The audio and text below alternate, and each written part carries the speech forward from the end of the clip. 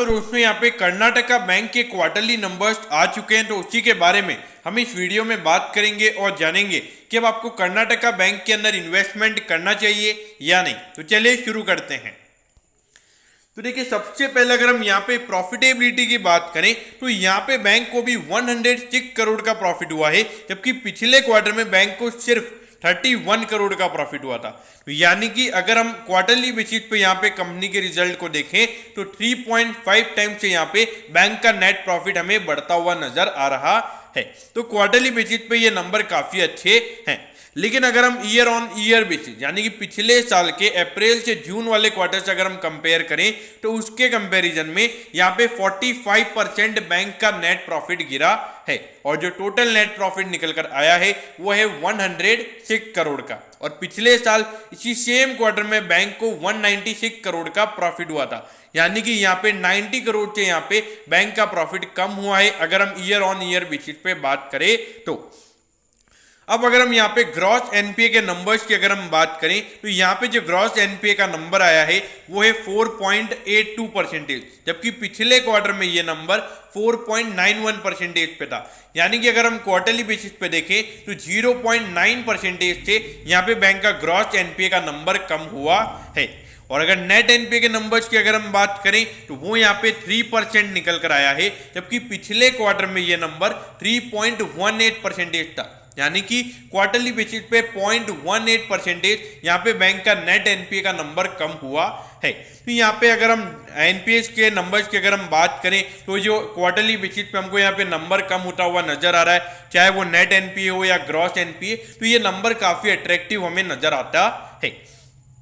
अब इसके बाद अगर प्रोविजनिंग की बात करें तो प्रोविजनिंग यहाँ पे पिछले क्वार्टर के मुताबिक 7% बढ़कर 368 करोड़ का यहाँ पे बैंक ने टोटल प्रोविजनिंग इस क्वार्टर में की है। देखिए, पिछले साल के मुकाबले ये प्रोविजन का नंबर 20 से 30% के बीच में आता है, तो इसीलिए यहाँ पे जो प्रोविजनिंग पिछले साल के मुकाबले इतनी ज़्यादा बैंक ने की है उसकी वजह से यहाँ पे हमको 45% का फॉल कंपनी के टोटल नेट प्रॉफिट में देखने को मिला है। बाकी मेरे ख्याल से जो एनपीए का नंबर है वो काफ़ी अट्रैक्टिव है और जो क्वार्टरली बेसिस पे यहाँ पे नंबर बढ़े हैं तो मेरे ख्याल से ये रिजल्ट ऑन दी वे यहाँ पे अच्छे नजर आते हैं।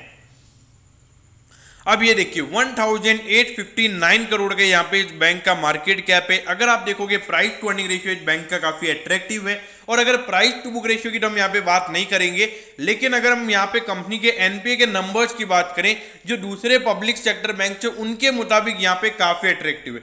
अब देखिए, मैं पब्लिक सेक्टर बैंक बोल रहा हूँ तो ऐसा नहीं है कि आप एसबीआई से कंपेयर करोगे, तो इसलिए यहाँ पे दूसरे यानी कि जो पीएनबी हो गया, बैंक ऑफ बड़ौदा हो गया, कैनरा बैंक हो गया, उनके एनपीए नंबर्स के अलावा सामने अगर हम देखेंगे तो ये एनपीए का नंबर काफी अच्छा है। देखिए, अब उनकी लोन बुक भी काफी बड़ी है, उनकी डिपॉजिट बुक भी काफी बड़ी है, तो एकदम यहाँ पे हम कंपेरिजन भी नहीं कर सकते।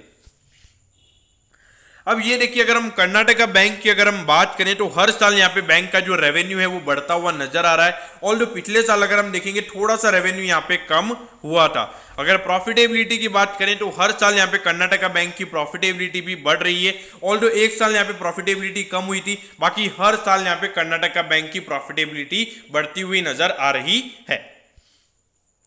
अब ये देखिए 59.30 पे यहाँ पे कर्नाटका बैंक का स्टॉक अभी ट्रेड हो रहा है और 164 का इसका ऑल टाइम हाई है। तो यहाँ पे सब लोगों का मेन क्वेश्चन होता है कि कर्नाटका बैंक के फंडामेंटल इतने अच्छे हैं तो ये स्टॉक भागता क्यों नहीं है।